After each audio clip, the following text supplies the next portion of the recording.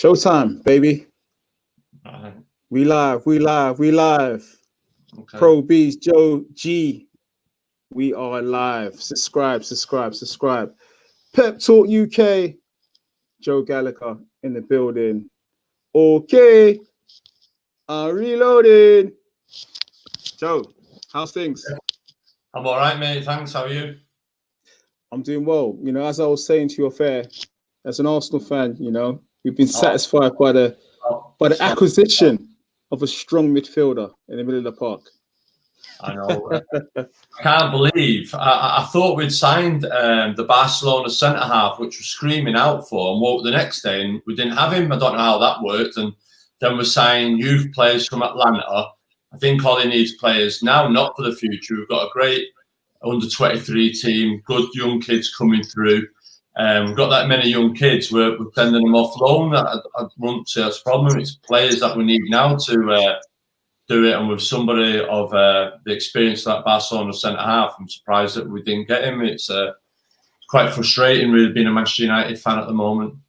Definitely. And, you know, defence is definitely on the list of priorities. I think that drubbing by Spurs, I mean, of all teams, why Spurs? Why Spurs? I don't know, Mourinho, like you say, I've seen all the things on social media. He wanted to create history at Old Trafford, and he did do, didn't he? But it was so ironic then that Liverpool, you had Souness in the studio, sort of like trying not to burst out laughing or never having a meltdown. And then, like, a few hours later, Liverpool like went and conceded 7. And fair play to Klopp, he's just laughing at the lunacy of it all on the touchline, isn't it? So, football, 2020 has been a mad year on all fronts, and we've seen that the weekend in football. Definitely. And I suppose after heavy defeat, once your rivals lose after in even more emphatic style, at least you can go to bed with a bit of a smile on your face, you know, which I'm sure you did. I think that's what's got to make it really good this year. I can't see that being a part of a wobble or a slide on Liverpool's behalf. They've got a bit of a weakened team at the moment, but it's giving teams like Everton, Leicester, all chances to get points on the board and get going. And I'd love it to be such a competitive season this year. Hopefully we can get through this season 2021 without a lockdown of some type. 100%. Now let's talk boxing. Your field of speciality, you know, your speciality. Okay, so you've got a number of fighters in your stable. Let's start with Natasha Jonas. You know, obviously she didn't get the result in fight camp. Weeks have passed since, and she looking good in the gym. Natasha was back in the gym within 10 days. Obviously, let her cut heal, but she's in the gym. She's working hard. There was an opportunity for her to.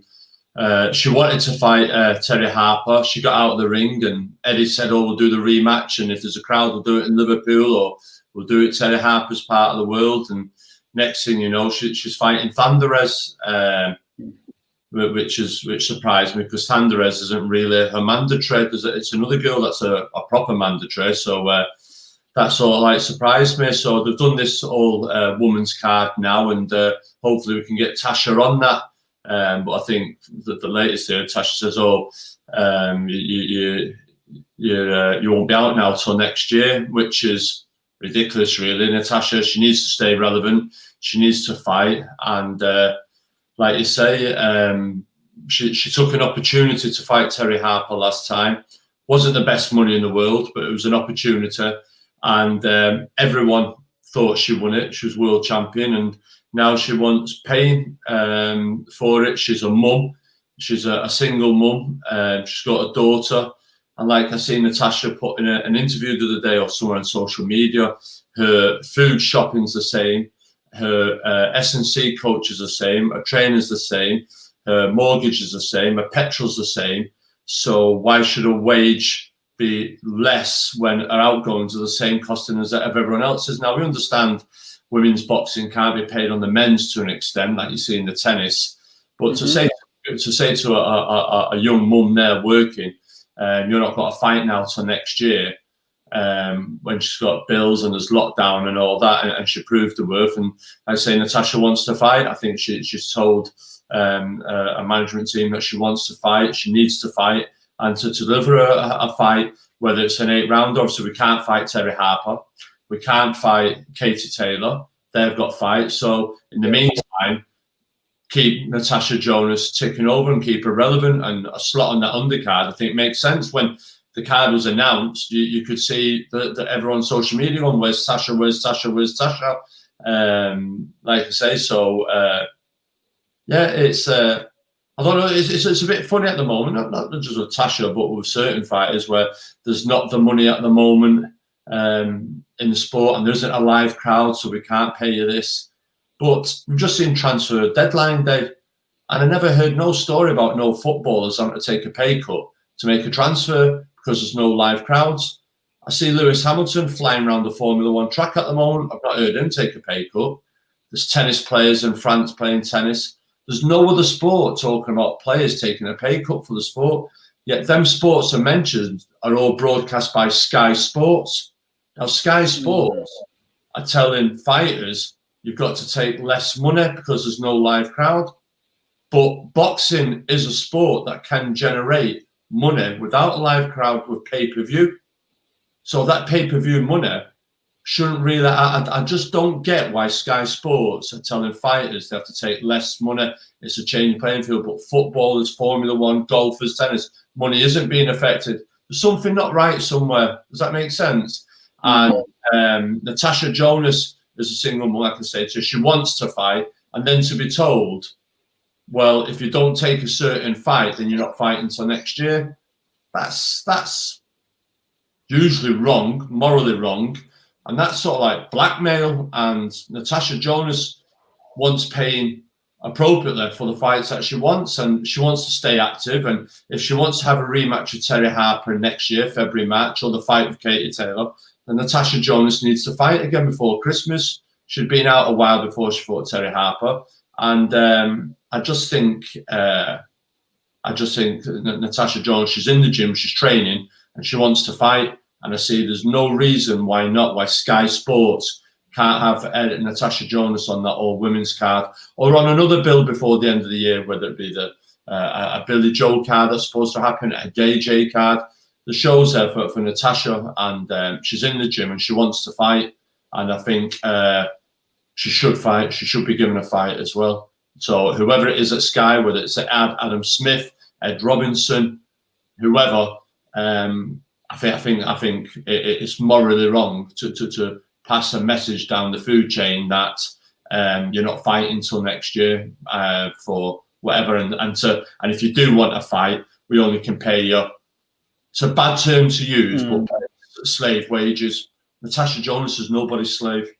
She's a mum, a working hard mum. She's proved the world-class qualities in that. And like I said to you there, not just Tasha, but other fighters, that fighters having to take less money. Why? I've never heard one footballer come out and say, Manchester United have said to the players, listen, Sky have said we can't pay this now. You've got to take a pay cut. De Gea, you have to pay cut. Liverpool, Mo Salah. I've not heard none of it. Lewis Hamilton. So why is it only in boxing? Yet boxing has a pay-per-view model that can generate cash to help pay fighters. Does that make sense? Or no, 100%. You know, I kind of sympathise with fighters as well, mainly because you're going in there and you're putting your life at risk, which you can't really put a price on that. Do you know what I mean? That is worth its weight in gold in terms of payment. You know what I mean? The footballers do 1.5 hours a day training, and then they play a match on the weekend, or a match during the week as well. So I get that. I get that. I think there are restrictions right now in terms of how many fights you can have on the card. But I do think Natasha's performance last time. Exactly. So when they're saying you're only allowed 5 fights on the card, or 7 now, whatever it is, but there used to be 10, 12. So you say 5 purses or 5 fighters straight away. So I just like to know why Sky, because I don't deal with BT. I'm just saying Sky, the fighters my dealing, are telling the fighters the game's changed. You got to take less money. And I'm like, well, how's that? I don't see no footballers or anyone else. Why? These are putting their life on the line for entertainment, for your purposes. And someone that maybe I'm a bit more passionate than Natasha, because I see her in the gym. She's a mum. She has a daughter in with her, and she put everything on the line that night, everything on that line, and she deserves to be called world champion. And it's wrong to say you can't fight now till next year if you don't take such and such a fight for pittance money. That's like, wow, that's wrong. And I'm sure the top people at Sky, the big bosses right up there, if they heard that, that's wrong on all levels, wrong morally on all levels. Well, are there any other opportunities? You know, obviously we saw Jose Burton out in Latvia. Is there anything like that available to Natasha? Listen, Natasha spoke to a management team, and she has told them to get her a fight by the end of the year. She was really wanting to be on that all women's card, but for whatever reason, they've said that you're not on it, and why not? I think Natasha being on that show is the backdrop story for whether she fights Katie Taylor or Terry Harper next year. Why shouldn't she? Do you understand? So, yeah, but like I said, we'll just have to wait and see whether she goes on a MTK show or Sky do put her on a show. We'll just have to wait and see. But it's wrong. I see Bob Arum ripping into Sky this week about yesterday, the fight on. But I just think on regards to Natasha Jonas, I just think it's disgusting. All right, we're getting some people flooding now. Joe Gallagher's in the building. Smash that like button. Fire away some questions whilst I keep conversating with Joe. Joe, talk to me about Callum Johnson.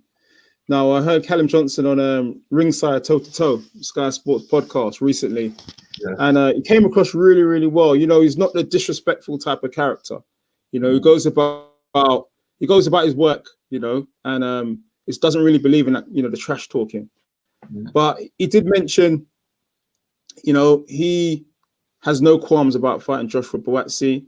But before that even happens, is there anything lined up for him in the interim? European title? Well, Callum, he's listen. He didn't watch the Buatsi fight at the weekend, and he phoned me saying, "My social media's blowing up. What's going on?" So I told him, and Callum, everyone knows he's got a story where he fought, then his dad passed away. He was out of the ring for, I think it was like 500 and odd days. Went in straight away with Frank Buglione, knocked him out. Then decided to take on Artur Bitiev when nobody in the top 10 would fight him. Callum Johnson stepped up and went in at a 4-round shootout with him. Came back then against Sean Monaghan. Knocked him out, and then it was arranged for him to fight Joe Smith Jr. That didn't materialise, so then he had a bit of a shoulder operation. Came back, he was offered the Bivol fight. We took that. It never happened, and then he was due to fight for the European title on the Scott Quigg bill in March at the beginning of this year. Then it got moved to Ritson's in April. Then Dylan White's in May, and obviously we had the COVID lockdown. And he's been in the gym training since. You've seen in lockdown the flipping tyres for charity did, the cycling ride with Adam Peter. And when I was watching to Sky on the build-up over the weekend, and just before I start, Josh Buatsi I have a lot of time for. He's a nice kid, talented, huge ability and talent and good work in progress. But when Sky were pushing such a gentleman outside of the ring, put an animal into it, but isn't every fighter? Callum Johnson is, Callum Smith is. Usually find all boxers are. You wouldn't, a lot of fighters, you wouldn't think there were boxers that well-mannered and everything else. So I was just like, to try and sell Josh as that when all fighters are. Well, as you just said there, Callum Johnson, likeable kid. Eddie came on to us for Callum Johnson to fight for the European in his backyard in the summer camp, fight camp. But offered CJ like nearly 40% less of his original purse for that European title fight. So Callum Johnson said, no, I'm not fighting for it. And here we go again about fighters being asked to take less money. And if you don't, then you're not fighting. So Callum's been in the gym. He's been training, wanting to fight. Then obviously this weekend, Josh Buatsi's fought, and all of a sudden Callum Johnson's name's in the frame again. I spoke to CJ, I think it was on Monday. Eddie got in touch about a fight, and we said, because Callum's been out now for 575 days, he's not fought, and Callum Johnson says, no, we'll go straight in with Josh Buatsi now. Sod it, I don't need a warm-up, let's do it now. Eddie said on TV, Josh Buatsi's fighting now, and then he's got a fight again in December on the AJ bill. That's what he said on TI. So I messaged Eddie and said, Callum Johnson wants to go straight in with Buatsi, let's do it now, December. Eddie replied back and said, no, Josh Buatsi's out now till next year. He's got eye damage. So I said, right, okay, then, well, Callum Johnson needs to fight. So Eddie said he'd get back to me and he'd have me a date by yesterday, but he hasn't been in touch yet. So for him to fight in November. So whoever it is, Callum Johnson has got to be out in November. And the thing is it's the Josh Buatsi fights, they're great, but as long as I said to you earlier, the money's right. Now, Josh Buatsi versus Anthony Yarde. That's a huge fight in London. Yeah. It's London, that's London beef. You've seen it with Chamberlain that time. But I call it. Do you understand? It's a good London fight. Yeah. Callum Johnson and Josh Buatsi is a big fight. Callum Johnson's very popular in the area where he comes from. He's had a road named after him. He got the BBC Sports Personality of the Year for his area. He's a likeable kid. He has a big following. He brought a couple of hundred out to America with him when he fought BTBF. So, like the same time again, he wants the paying for it, because we all know Josh Buatsi with Anthony Joshua will make sure Josh Buatsi gets paid well. But CJ, Callum Johnson's mad for BTBF rematch. That's who he wants. He's like stepping back to fight Josh Buatsi. No disrespect, but looking where he's performed in the past, he wants to go and fight Bivol, BTBF, Joe Smith Jr. Callum Johnson wants them big fights, and if he wins a world title, come back and defend it. Now imagine Buatsi versus Callum Johnson for a world title. That's even a bigger domestic fight since. Do you understand? So there's lots of things. Callum Johnson, as you see in social media, is in the gym, he's training, and he's ready to go. Do you know what I mean? He's ready to go, whether it's in November or December. But Callum Johnson wants to fight and needs to fight. And here we go again to Sky again. Sky, all of a sudden now mentioning Callum Johnson, but you haven't pushed Eddie or anyone to give him a fight or get him out to make it relevant. Does that make sense? So you're trying to keep a racehorse in a stable and not take it out for a run, keep it locked up for 600 days and roll it out against a racehorse who's been out galloping for the last 2-3 years. Does that make sense? So you're at a loss anyway. So give CJ a fight, or you get him a world title fight, or whatever. But the kid needs to be active and relevant. All right, Joe. We're going to get into a few of the questions. You know, the people that have joined the live chat are raring to go. So, all right, Phil Half, ask Joe what he thinks of BT not doing a pay-per-view. I think he's referring to Dubois versus Joyce. Yeah, I think not just BT. I think Bob Arum. I think it's a great stroke. What they're doing is speculating to accumulate. And the viewers that have got to tune in and watch that fight versus Dubois and Joyce and Lomachenko and Lopez, the winner of that would have been open to the public more, become a bit of a name. So the winner of Lopez and Lomachenko, their next fight, they've reached out to a wider audience. That's got to bring them in to watch them fight again on the pay-per-view model. And I think Banks thought, Joe, what? I'll put Dubois Joyce out there. It's not on pay-per-view. It's open to a lot more people, a lot more accessible, a lot more eyeballs watching the event. They'll tune in, they'll watch it, and the winner of that then becomes relevant in the Dylan White and in the Josh. Do you understand? So that they're speculating to accumulate. So the winner of them two next fight could be a pay-per-view event, but people will like them and tune into them, whether it's Loma, Lopez, Daniel Dubois, or like you say, Joyce. So I think it's very smart that they're willing to speculate to accumulate, and I see it as a win-win. All right. Excellent answer. Guys, smash that like button. Subscribe to Pep Talk if you ain't subscribed. Joe Gallagher's in the building. All right. Metal Box J.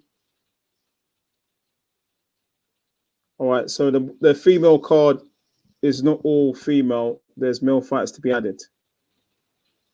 Okay.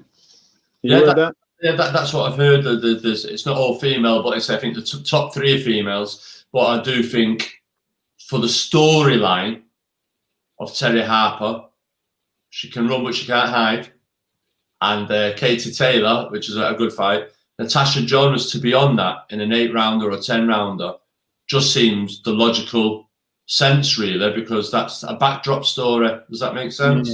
Unless if I've got it wrong, if everyone wants to tell me I've got it wrong.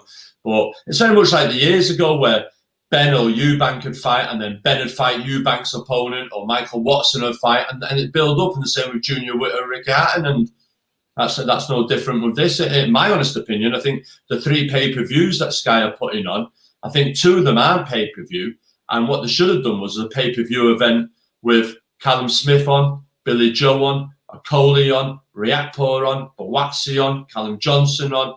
So you've got the 6 fighters against other opponents as a build-up for the 3 big fights next year. Buatsi, Johnson, Billy Joe, Callum Smith, Okoli, Riakporhe. Do you understand? And do it like a Magnificent 7 old-school type of pay-per-view event. I think that would have done a lot of subscribers. All right. Okay, we'll work down the questions. MTK Live, big up yourself for coming in the room. You were late. Hey, not too late. All right, Sport and Icons in the building, my guy. How you doing, mate? Shaz, how you doing, my buddy? All right. Buatsi, beatable. Johnson, entertaining fighter. Him v Yard, war. Yeah, I think, like I said to you, I think we've got we've got Lyndon Arthur coming through, but I don't think he's ready for that step up. It'll be interesting to see if Lyndon and Yarde, that's a good fight. But I do feel now we're getting a hot, very much like I just said to you when we had Watson, Ben, Eubank, all coming through that. We've got that in the light heavies. It'd be criminal if these 3 or 4 kids don't end up fighting each other. Obviously, Anthony Yarde being with BT and Frank, harder to make. I wouldn't say it's harder to make. I think Frank and Eddie are willing to sit down, and when they did that list of fights that everyone wants to see, Buatsi and Yard was the standout fight from rival companies to fight each other. And like I said before, that's a really good fight. I think Anthony Yard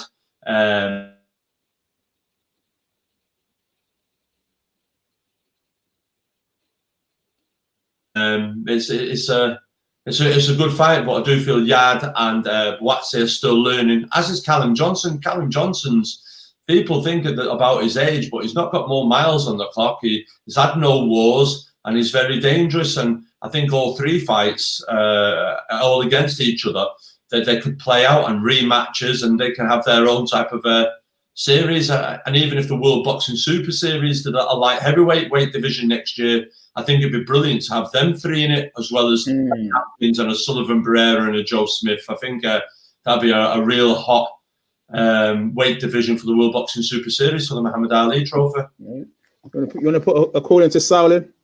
Sauling. All right. So, okay. So you mentioned obviously Callum Johnson. Look, I think for me, I really first took notice of his power in the Biglione fight, which I saw live in the arena at that time, right? And I think prior to that, I'd interviewed Frank Buglione, and Frank Buglione was very confident of the win. I think that was his 2nd fight from winning it outright. I think it was British title outright. And I must say I was really impressed with Callum Johnson that night. I didn't actually realize the power that the man possesses. And wow, he's definitely a dangerous opponent for Yard or Buatsi. And the fight before that, which was like 500 days before that, was against Wilberforce. I forgot his surname, Wilberforce, but he'd just done 12 rounds of Arthur Abraham, and Callum Johnson fought him for the Commonwealth title in Manchester, and Callum knocked him out in round 9, and that doesn't get much attention. But that was a huge win for Callum Johnson, because he was a tough, strong, and he could whack. And then to be out of the ring and go through so many issues mentally wise with the passing of his dad and everything else, and to walk straight back into that Buglioni fight without a warm-up and rip the title away. I just think Callum Johnson could be world champion by now if Sky got behind him, give him the red carpet treatment or the Buatsi treatment at the moment, where they would have kept him out regular and often and build momentum up. He's a likable kid, and he'd be world champion by now. But this stop-start hasn't done him no good whatsoever. But at the same time, he's fresh, and like you say, he can punch with either hand. But what we see in the gym is his boxing ability, and he's yet to show that, but he will do in one of these signature fights now that comes up. And Beterbiev, I remember being in the corner with him after round 1 or 2. Got done with a cheap shot, and then after 2, he came back and said, "Just take your time walking with Joe. I'm stronger than him. I can feel I bully him out. He's not that strong." Well, you're in there, but just watch yourself on the way in. And when he got beat and we're walking back to the corner, he went, "I want a rematch for him. I can beat him." And we just want that opportunity. So for Johnny Nelson the other day to say, "Oh, Callum Johnson, I don't think he can beat Josh Buatsi." Yeah, he wants to fight Beterbiev. I don't know whether Johnny was just fishing there or someone was paying him, or maybe Johnny was on crack, but God knows what was going on there. Wow. All right. So back to the questions. Okay, this is a funny one.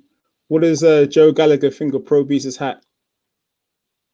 Sound. I like the look. The Mexican. I think he's got it on because of Liam Smith, the Scouse Mexican. yeah, that's it. Yeah, Liam Smith. Yeah. All right. Or you know something I don't, that Callum Smith's got the Met Canelo job, and you're taking time. Hey, you never know. That could be a subliminal. You never know what I could be doing. I could be like hinting at you. You know, I could be checking my messages right now, and I could know something. Yeah. If you do, let me know, because we seem to find out everything more on social media days than you do yourself. All right. Back to the questions. All right. Metal Box J, please ask Joe why he didn't complain about Beterbiev knocking Johnson out illegally on the break. Yeah, round 1. You've got to understand, over in England, the refs do look after you. But in America, even when Stephen Smith fought and he had his ear that time, referees just say, "You're in a fight. Now, they say they protect you at all times, but I was fuming with that. Callum Smith, head went through the ropes. The ref said, break, stop. And then all of a sudden, he caught him on the back of the head, a bit of a cheap shot. I was fuming, jumped in the ring, had a go at the ref. But at the same time, I've got to go back and look after CJ. The fight's in play, the game's in play, and you've got to carry on with it. It was the same when Liam Smith fought Canelo. The shot that first dropped Liam Smith was a 3-punch combo, but the last shot had hit Liam Smith on the back of the head. And when I pointed it to the ref, he's just like 1, 2, 3, just get on with it. And I think our referees take some unnecessary sticks sometimes, because when you're abroad, you're just seeing with Jose Burton over in Latvia, the scoring. The referees don't have, you're in a fight and you've got to fight. And our referees in this country do protect fighters the best that they can. Where in America, it's a fight and you've got to fight. And there's no point about crying milk about it. They'll just say you've got to protect yourself at all times. And I always wonder if the role was reversed and Callum Johnson had landed the cheap shot, what would come from it then? Do you know what I mean? So I always to my fighters in there when you're going in, they're hitting you low and hard, you hit them low and hard, and you be dirty with them. We're not in the UK now. You've got to do or be dude over there. By the way, sorry, one of my mates, I know this is probably digressing a bit. He's a Man United fan. And he heard a joke how Harry Maguire, apparently he can defend himself better outside the ring than on the pitch. That's what one of my friends said to me. He's a Man United fan. Yeah, most of it right there, mate. But I don't think he's good outside now. He got himself nicked, didn't he? Right. Okay. What do you hate about boxing? Next question. What do I hate about it? The politics. I hate the politics in it, and there's such a a bigger story to be told that can never be told. And I'd love one day to be able to tell what really goes on. But you can't, lawsuits, everything else. And I think sometimes for speaking your mind and just being honest gets you and your fighters in trouble or put out of work, when people who you work with, 99 times it goes their way and they're happy, but the one time it doesn't and you put your foot down, then you're the biggest arsehole in the sport and they don't want to work with you. And I just think that really, I just think the politics and trying to shortchange fighters who are, I remember being at Mossad Champs Camp, early 90s, British title money then is the same British title money now, 30 years on. How on earth does that equate? Just doesn't. And there's just things like that when you see putting everything into it, and it's great, but there's it's like I said to you, the politics and the strokes that are pulled at the very highest levels, and you get to find out later down the road. But casuals, it's very much, I'm not an advocate of him, but it's very much a bit like Donald Trump, very much fake news. What does be said in interviews isn't always the truth. There's a lot of fake news in boxing. Okay. True news. Have you been contacted about the Buatsi fight for next year?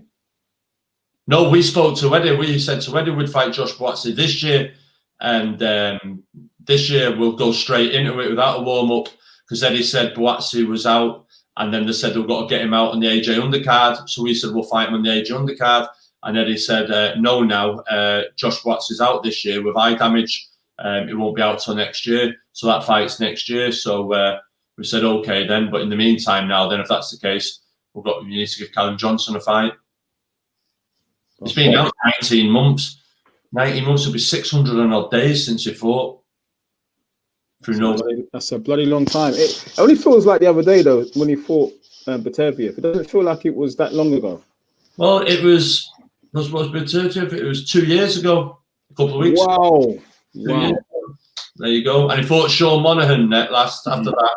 And Monaghan said a nice thing on his social media afterwards, that all the fighters that he'd been in with, sparring partners and fighters, Callum Johnson was the hardest he's ever been hit by. So that was I think sometimes it was a little bit of his undoing. He's like in the Who Needs Him club, Callum Johnson. Like you say, Eddie Hearn said, we'll do the Joe Smith fight. That never materialised. He phoned up and he said, would you fight Bivol? I phoned Callum up and I said, got a fight for you. He went, who with? He went, Bivol. He said, I'll take it. Never asked date, money, anything. He said, I'll take it. Phoned Eddie back. That never materialised. So, yeah, people don't understand. Callum Johnson is fearless. And there's one thing you can't say about the fighters of our stable. We've always stepped up. Paul Smith, Abraham, Crawler Linares, Liam Smith, Canelo. Do you understand that they're willing to test themselves against the best in the world? Because that's what you want to know. You want to know how good you really are. Like the Champions League football, you want to play your Real Madrid, your Barcelonas, your Bayern Munichs, Liverpool's, to test yourself to see how good you really are. So in other words, you're saying the Gallagher's gym, you want all the smoke. Pardon? You want all the smoke. You want all the smoke. I remember the fighters haven't done, but at the same time, look at Natasha Jonas, she went straight in with Terry Harper, the next big thing. Everyone's saying Dave Caldwell, Darren Barker, Chris Lloyd saying, oh, Terry, Adam Smith, oh, Terry Harper, the next big thing, great engine, good puncher, Natasha Jonas, too old, two finger.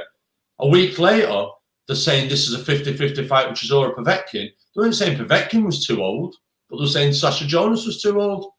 Like I said to you, it's there's agendas and politics. It's the fighters are honest out of my stable, and they'll go in and they'll give it their all. And if they lose to the better person on the night, then so be it. But they're not scared of fighting anyone. All right, guys, smash that like button, subscribe if you ain't subscribed. We're getting the questions in with Joe Gallagher. All right, Sporting Icons interviewed Callum Johnson a few times, a top lad. I think he needs a fight or two for activity before Buatsi /yard fight. win the European title and defend it against Buatsi Yard? Yeah, no, exactly. Listen, the European title fight is a fight that's there. It's a good fight. It's a tough opponent. He's only lost to Kovalev an eye injury, but we've been from the original offer. We've now been told to take that fight, we only can give you. You've got to take around the 40-45% pay cut. No one's got to do that against a real tough, hard fighter for a European title. No one's got to do that. Like I said earlier, Lewis Hamilton, footballers, no one else in no other sport is taking pay cuts. So why are boxers? So I'd like to ask the heads at Sky Sports why you're asking fighters to take less money all the time when you have a pay-per-view vehicle to generate money. So Callum Johnson, it's like you're not got to go and do a job, what you usually get paid. You've got to work every week and get paid £500 a week. And they say, well, do the same job, we'll give you 250 quid. You don't go, hell no. So why should the fighters? They're putting the health on the line. And it's no, that's not right. But like I say, Callum Johnson needs a fight, wants a fight. We'll mostly do a behind the doors fight with him and Callum Smith or whoever, just to get them conditions going. We do that many a times. We're quite lucky to have that in the stable. They've had great spars in the past. That benefits both of them. So I think I sometimes feel like doing it and putting it on YouTube and charging subscription, because the spars them two have are brilliant. But for that real live action, like you say, yeah, but if Buatsi isn't available to fight till next year now, then Callum Johnson needs to fight. All right. Sporting Icons again. Next question down. Smash that like button, guys. Remember that. Felt bad for Jose Burton. Seemed like he wasn't himself the other night. As we know, he's a lot better than that. Yeah, Jose. Obviously, it was in Latvia, which surprised me, really. The golden contract format, it was always based on everything in 1 week. You do the draw and you fight. Light welterweights went through okay. Featherweights went all right. But then it came to the light heavyweights. Obviously, we had to go to Latvia. I don't understand why they couldn't adjust if it was got to go in Latvia. That's Conroy and Michel, the German, all four of them went to Latvia and did the draw on the Monday, Tuesday, and fought and did that. You understand? So, listen, it's tough times. We're in a pandemic. The main thing is the fighter's got to fight. Jose Burton got off to a good start. Weird being a live crowd, but again, after being in Eddie's back garden and listening to Sky drones and to be in a live crowd again. And he fought well early on, and then obviously Bolotnik came on, but when you've seen the scorecards at the end, one judge didn't get through one round. Olfi would have needed to have dropped that kid 2 or 3 times to got a draw over there. So with having Latvian and Lithuanian officials, it wasn't meant to be. Olfi needed to have knocked that kid out to have got the decision over there. All right. All right, CJ, the best light heavyweight in the country, Defo, Daniel Cowden. That's what you're saying. And you know what? There is now, Joe. There is now people now saying, okay. Oh no, it always is. You're seeing it this year in Boxing News, Boxing Monthly. They all have like Callum Johnson as the #1 through what he's achieved in the sport. People forget Commonwealth Games gold medalist. Like you say, he dispatched a Frank Bugler, and Frank Bugler is a very good fighter. Yeah.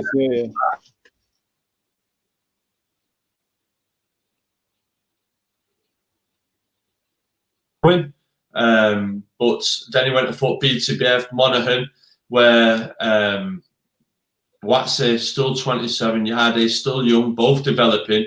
I don't know how anyone could question that Callum Johnson isn't the #1 until either of the others.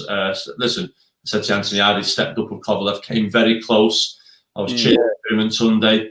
It didn't happen. But like you say, he can come back again. And I think Yade and Buatsi is a great fight that should happen now. It's a Michael Watson, Nigel Benn type of fight that both kids, no matter what happens, will come back again. It's that type of fight at that time, stage of the career. Does that make sense? So, like I say, Callum Johnson is the #1. He just needs the fights now and another world title push or fight BTBF or Joe Smith or Bivol. He'll fight any of them.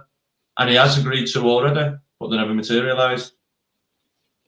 Okay, we move on to the questions. Guys, smash that like button.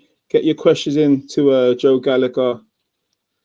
Not only that, though, with Callum Johnson, he has, and I've said it to Eddie Hearn, he will do 168. He is available to fight the 168 out there. Your Caleb Plants, your Benavides, your Yildirims. He is available to fight 1/6, your Riders, your okay. So Callum Johnson will do either weight, 175 or 168. We've thought about 168 for a while, and because we couldn't seem to get the one big fights at 175, Callum said to me around 5-6 weeks ago, my weight's really low. I do think I can do this 168. And I said to any of the 168 kids that want it, your Jacobs, your Eubanks, any of them, Callum Johnson will fight them neither. And that's what I tried to say. The kids are fighting, he'll fight. Callum Johnson, Billy Joe Saunders? Yeah, take that. No problem. Tasty. That is tasty. Good fight. Callum Johnson against anyone's a good fight. But Callum Johnson will fight any of them. And I said to Eddie, get 168 or 175. If you can't get the 175s, then we'll do 168. Wow, spicy, man. You heard it from the man himself, Joe Gallagher. All right, guys, smash that like button. Get your questions in. All right, Phil Harve. He said, Eddie not doing a very good job for your fighter. Truth to be known. Don't get Joe started, man. You know, Don't get Joe started, man. I like Eddie Hearn, man. Don't get Joe started, man. Yeah. Listen, whether you want to say it's Eddie Hearn or it's Matchroom, it's Sky. I generally think sometimes Sky have a big say in this. They've given the contract to Eddie Hearn. They can say to Eddie, we want to see Natasha Jonas on a show. We want to see Callum Johnson on a show. We want to see Josh Buatsi. We want to see Katie Taylor. Sky are the ones that are giving it. Sure, they have a say with the content. So if they want to see a Josh Buatsi, Callum Johnson, well, sure, they go, well, let's get Callum Johnson out fighting. If we want to see Natasha Jonas rematch with Terry Harper or a fight with Katie Taylor, we need to keep her in the public eye. We need to give her a fight. Do you understand? Liam Smith. No one talks about Liam Smith. One of the most talented fighters this country has. Last year, had 3 fights, built momentum, fought in Sam Egerton, fought in Mexico, fought in America, and wheeled him out for the Kell Brook thing at the beginning of the year. And nothing now, and yet Liam Smith was one of the most talented fighters out there. Liam Smith, when sort of like said to me, we were in the gym, he said, I'll fight Ted Cheeseman. They're on about him being world ranked number 3, number 4 in the IBF. We can't get foreign opponents in. I'll step up and fight Ted Cheeseman. Do you know what I mean? Just to stay relevant, keep active. Yeah, it is. And Liam's number 3 in the WBO. I think he's number 9 in the WBC. There's talk about Vargas, but Vargas doesn't really want to fight Liam Smith. And because we've got the transatlantic problems of COVID and stuff like that, well, let's keep Liam Smith busy and relevant. And yeah, there's another one, Beefy. Beefy, if there was the right fight at middleweight, would most probably move up to middleweight and take whoever on at middleweight. So he's such a good fighter, Liam Smith. I think it's 5 years next week when he won his world title. How that come 5 years? Wow. And, 5 years. Wow. Then obviously he's fought Jamie Mungai, a very good fighter, proven to be a very good fighter.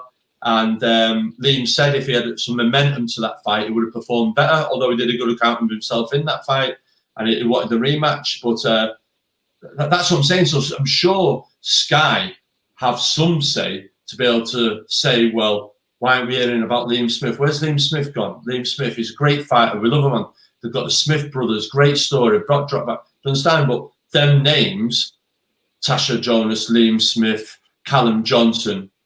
Yeah, Callum Johnson, Liam Smith, Callum Smith and Paul Butler are all the number 1 in the weight division in this country. But the names aren't being mentioned on Sky. Something's going on somewhere. So you with Bob Arum on the whole Sky debate? I've not heard it. I've just seen him on about the pay-per-view, and it is a shame really that not just Sky, whether it be BT or ITV, for example, could have picked it and put some live sport on and put that on or whatever. It's a shame that they haven't lifted the fight. Now, I think it's someone in the gym said today it's on some YouTube channel for $10 or something like that. But yeah, Fight TV, Fight TV, I think it is. Yeah, it's on there. But like I said earlier, you can't tell me Povetkin, White's a pay-per-view event. I couldn't say Chisora Usyk is a pay-per-view event. Each to their own. The lads at Sky know what hits buttons and everything else. But there's a good fight that they could have used, like you say, Lopez and Lomachenko, and just for Saturday night content, or you watch it Sunday morning, whatever. It's like I said earlier, footballers, golfers, more Formula One. No one's been asked to take no wage cut. Only boxing. Why? All right, guys, smash that like button. Joe Gallagher. We've got another 5 minutes or so with Joe Gallagher. All right, so. All right, next question. Daniel Cowden again. He's throwing them in this evening. Joe and Eddie have personal problems. And no, not Joe... no. That's from Daniel Cowden. Yeah. No, not at all. I get on with Eddie. Like I said to you, we can agree 99 things that suit Eddie, and then the one thing that doesn't suit Eddie, then there you go. It's very much a love-hate relationship. Do you know what I mean? So, no, we get, and it's just business. That's it at the end of the day. It's just business. And listen, I don't think they were too keen on, obviously, Tasha nearly beating the Golden Girl, Terry.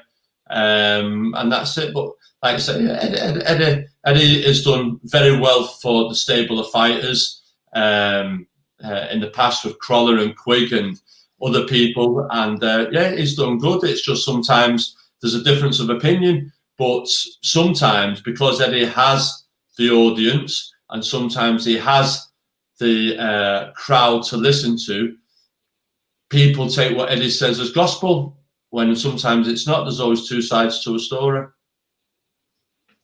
All right, you know Joe Gallagher, man. He just calls it as he sees it, man. And I think that's how you have to be in life, as it is in life.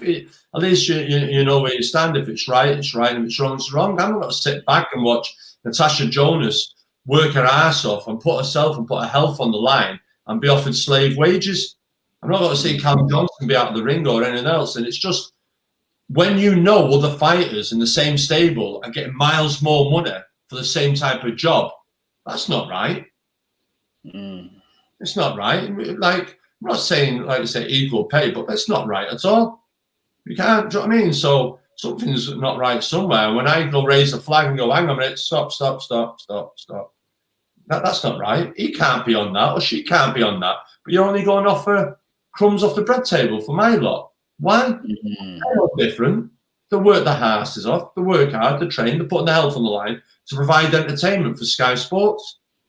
If Sky Sports are telling Matchroom and Eddie there's no money in boxing, but they're doing pay-per-view events, but they're not telling the footballers, the golfers, or Lewis Hamilton there's no less money. So there's something not right, something somewhere. And I'm sure Dylan White's money isn't getting cut. I'm sure Chisora's money's not getting cut. I'm sure Joshua's money's not getting cut. I'm sure Buatsi's money never got cut at the weekend neither. So whose money is getting cut? And whose isn't? Do you think there's like favoritism? I don't know. Listen, I'm not putting words on, but what I'm saying is you've got to be right across the board. Does that make sense? But don't you think on playing devil's advocate, right? Obviously, look, to the casuals, some fighters are more well-renowned than others. Do you think that they justify, receiving more money on that basis? Okay, well, there's a fighter the other week, I forgot his name. He threw a glass of water at a journeyman. Okay. The money. Yeah. Steve Goodwin offered him $100,000 or something like that to fight someone for throwing a glass of water, became a name. That's not right. Do you know what I mean? So this is the argument as well in the past where you have to flip tables like a Chisora or anything else. The best fighters in the world at the moment, Usyk, Canelo, Triple G, Lomachenko, and Newegg, none of them have flipped the table. None of them. None of them are abuse or anything at press conference. So there's 5 good kids that don't flip tables, but they're 5 of the highest earning fighters in the world and getting paid for what they're good at. So why should then fighters over here get paid more just because they flip tables or they be controversial? Pay the kids the talent and the worth. They don't have to flip a table or give crap out or anything else. Does that make sense? I don't get it. Canelo's the richest fighter on the biggest contract in the world, and I've never seen him trash talk once at a press conference or flip tables. That's down the promoter to promote the event and find out the backdrop stories and do everything else. Golden Boy, I've done a great job with Canelo to get him to this point, and with the zone. I know there's legal stuff going on with them at the moment, but like you say, they've done a good job making Canelo the next Oscar De La Hoya in that community, and the kid can fight as well. 100%. All right. Okay, so there's more questions here. Cool. As said, who is the most underrated fighter in the UK for you? Underrated? I'd say Liam Smith and Callum Johnson. Only because of mine. I think of what they've achieved and how they don't get talked about. And I think if they were given regular fights and the big exposure, they're just solid fighters. They've gone to America and performed, and they're just solid fighters. And everyone that comes to the gym and watches Liam Smith spar walks away going, fucking hell, he's good. I'm sorry for swearing. Didn't realise he was that good. And he is. He's absolutely class. But how their kids' names are always getting overlooked. So, like Liam Smith said, I'll fight Cheeseman tomorrow. But they won't have it. But why not? They're both under the same umbrella. Brit v Brit. Cheeseman's got a ranking with the IBF. Let's keep Liam Smith. Do you understand? So I think them two. I think who else can I think of? That's not with my stable. Underrated. Farouk's just signed. He's a good fighter with Matchroom. Paul Butler's the title. He's my kid. Yeah, no, the sort of Walshes. I like the Walshes. Liam Walsh is an underrated fighter, good fighter. Shame that he got him with Javante Davis that night. I've always liked Liam Walsh. I think Liam Walsh is a very good fighter. Tennis is a good fighter. There's some Metcalf. Now he's got his good fight weekend. A chance for him. I've liked Metcalf for a while, and it's a chance for him. He's got a good fight this weekend against Flatley. That's a good fight. And there's a couple of decent little prospects coming through that are good. Bradley Ray, that's over with Steve Woods. He's a good kid to keep an eye out on coming through as well. All right. Daniel Cowden again, another question. Get Eddie to make Triple G against Beefy Smith. Yeah, Beefy has said that. We'll fight Triple G. So the fighters, because of it and everything else, that was because Eddie offered Liam the Devchenko fight, and and Liam, Beefy being Beefy, go, yeah, I'd have that, but he ended up fighting Charlo. Liam's always wanted to fight the Charlos. You just got to look at Liam. Liam was world champion. He got offered the Canelo fight. He could easily have said no and go, do you know what? I'll sit and defend this for 4 or 5 times and make some money. But Beefy's like, nah, too right, I'll have a bit of Canelo. And fair play to MTK and Frank, who went and got it. Once in a lifetime experience, got paid well, $53,000. And when you look at the highlight reel, Liam Smith put up a good effort against that fight, landed good shots, pushed him back, and didn't have the best preparation. He had a bad cut in training, couldn't spar, and still acquitted himself very well. And then against Jamie Mungai as well. So, no, it's Beef is a very solid operator, and Kell Brook never wanted to take that fight. People going about Liam Williams being a good kid, and he is a good kid. He's improving still. He's young. Liam Smith beat him twice, very convincingly, second time on points on a boxing ability, but he seems to have been forgotten a little about. So what I'm saying to you is the 4 fighters that I mentioned before, that number 1 in the country, they're not being pushed or spoken about by Sky. Why not?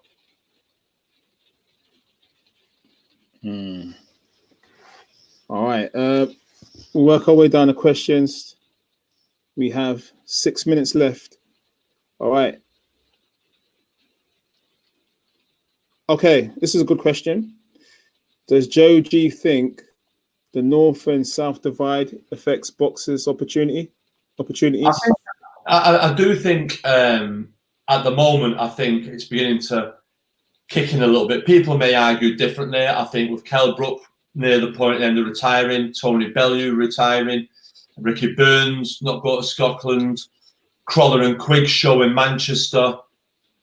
There's Callum for Liverpool, but at the moment, there's not many headline acts now for them. They go to Newcastle for Lewis Ritson, but years ago, they'd be on the road, there'd be Glasgow, Ricky Burns, Sheffield, Kell Brook, Liverpool, Tony Bellew, Liam Smith, Manchester, Crawler, Quigg, or they bring a big name up, David Hay or Joshua. Do you understand? And at the moment, there isn't. Everything's in that O2, M25 radius. Do you understand? And yeah, I think that's suffering at some of the fighters up here at the moment. But you do have headline acts where you can go to the Echo Arena in Liverpool with Callum Smith, or with Liam Smith, or with Natasha Jonas. Manchester Arena with Callum Smith and a good undercard. Sheffield, whoever's coming, Kells offered Terence Crawford. Would you understand? Got Lewis Ritson up there in Newcastle. But there's got to be a little bit of a drought for a while. Or Liverpool is. Listen, Liverpool's a very strong city at the moment with Liam Smith, Natasha Jonas, Paul Butler, Anthony Fowler, James Metcalf. Do you understand? Callum Smith, Stephen Smith still. And there's kids, Jazza Dickens. Do you know what I mean? There's good prospects coming through. Liverpool's a real hotbed of talent, and I do feel they should still be coming up here to that Liverpool Echo Arena. It's a fighting city, and between the Manchester prospects coming through with your Lyndon Arthurs, your Zelfa Barretts, your Jack Masseys, there's enough there to be doing cards, whether it be at the MEN Arena or the Echo Arena. All right. Well said, Joe. Okay. All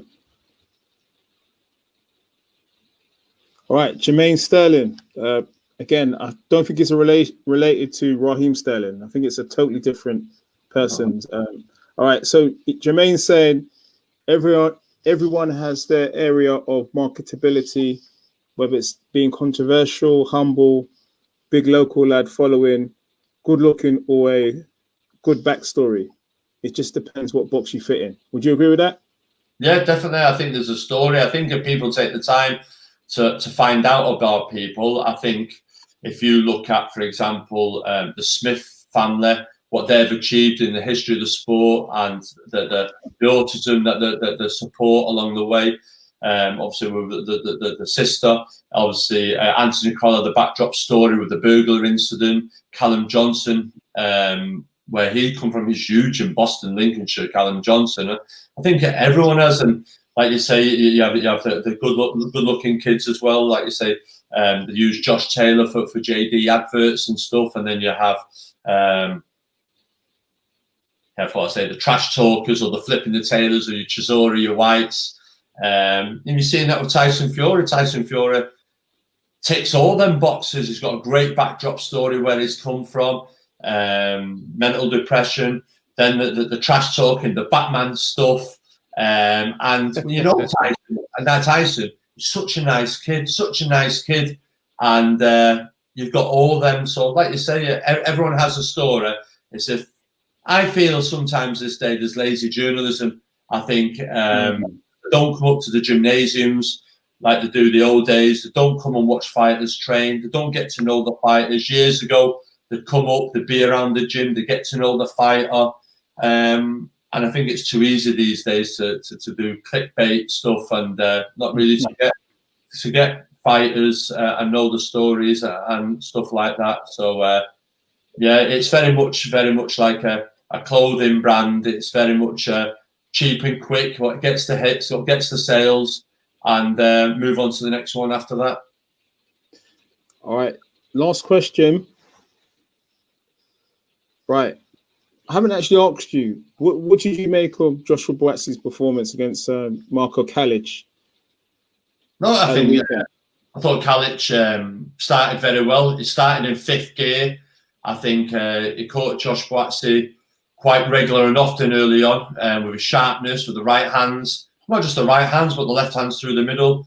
He obviously they had trouble with his left eye. They said it was a thumb, a punch, whatever. But it was his speed and his sharp. But once Kalic, he couldn't keep performing in 5th gear, and once he started coming down the gears and tiring, Buatsi adapted. And there's one thing, Josh Buatsi, he's got good finishing instincts. He knows it's great. Yeah. He knows how to finish a fighter. I think Kalic, when he switched southpaw, was undoing. Buatsi brought a big right hand over the top, and I've always said Josh Buatsi is a good fighter. He's work in progress. He's got good pedigree, but I do feel that he's still work in progress. Would Josh Buatsi beat Beterbiev? No. Would he beat Bivol? No. I don't see what the big rush is to get him for a world title fight. I do feel he's in the next wave with Yarde to become a world champion, but neither are ready for them elite names at the moment. Wow. All right. That's the words of Joe Gallagher. Right. It's been a good one, Joe. Yeah, we've done a full hour. And by the way, I might add that Joshua Buatsi's finishing is like Pierre-Emerick Aubameyang's finishing. Very similar. I wish Marcus Rashford had some of it at the moment. Joe, it's been a pleasure. Yeah. Thanks for your time. No problem. Viewers, and hopefully that sombrero there is a sign of things to come over the next week or so, and we get the Canelo fight. Fingers crossed. Fingers crossed. Arriba. Mano. Pro Bees. Thanks. Thank you, guys. Thank you. Cheers. Cheers, Joe. Cheers.